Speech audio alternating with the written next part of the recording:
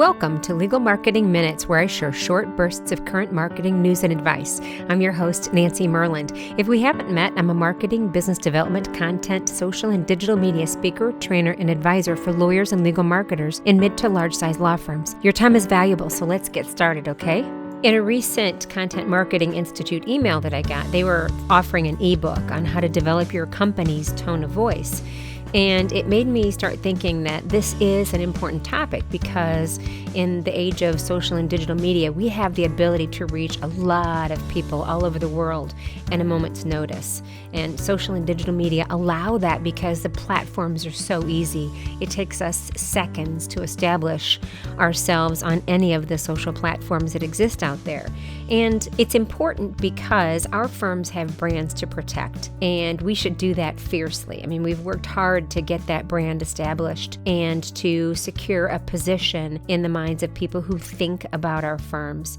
It's what our clients and prospects need, and it's what they deserve, and it can be damaged in about a second. So how do you do that? Well, you have to define your brand, and if you don't define it, somebody else will. Somebody else might have already defined your brand. Really, it's how they perceive you in the marketplace and what happens when they do business with you and when they interact with you. So you may already have a brand out there, whether or not you had a part in establishing it, but many of you listening have taken some time to define your brand. And that doesn't mean your logo, your colors, your graphics, and your font. I mean, those are your visual identity, which is the physical representation of your brand. That's different. That's just a part of it once you've established it. I mean, your brand is what makes your firm your firm.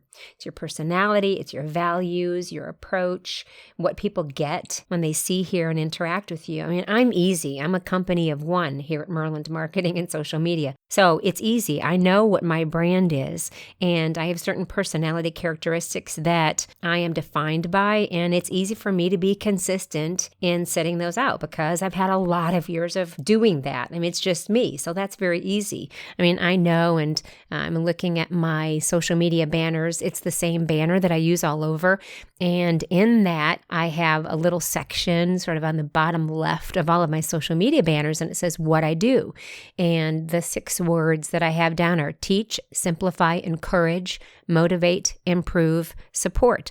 Now, those are part of my brand, and those are the characteristics and the habits and what people get when they do business with me. And the other portions of my brand, which I also have defined and I do have in print, not important really to share those today, but hopefully those come out to you when you interact with me, whether it's we're doing business together, whether you're listening to me, seeing me, whatever you're doing with me, then those should be consistent.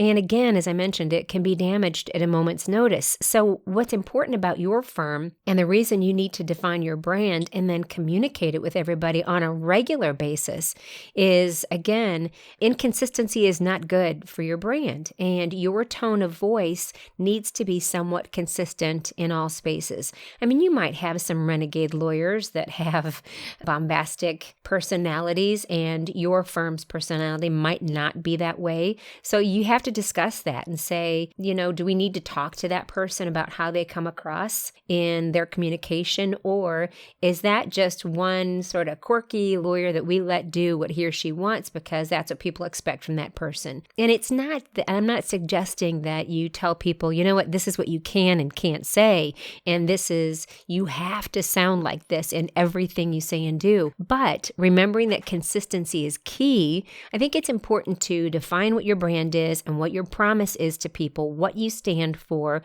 what your personality is, and then communicate that and do it initially. Make sort of a big splash about it. And if you haven't already, then communicate that to people. Find really interesting, and they can be fun ways to communicate that to everybody in your firm. And that doesn't mean just lawyers and other professionals in your firm, but it means your business professionals as well. And then on an ongoing basis, don't let people forget that. Find a way to put it creatively in writing and show it to people in a lot of places. And again, you can't tell people exactly what they can say and what they can't say when they're on their own time. You can guide them as to how they should say what they're saying about your firm and how they're acting when they are on your time. And I don't want to get into the legalities of all of that, but I think you understand what I'm saying is that understanding what your tone of voice is, which grows out of your firm's brand, is really, really very important. And it should be consistent, because if it's not, people will get confused. And when people are confused, then they don't always choose you like you wish they would. And they don't always think about you how you wish they would.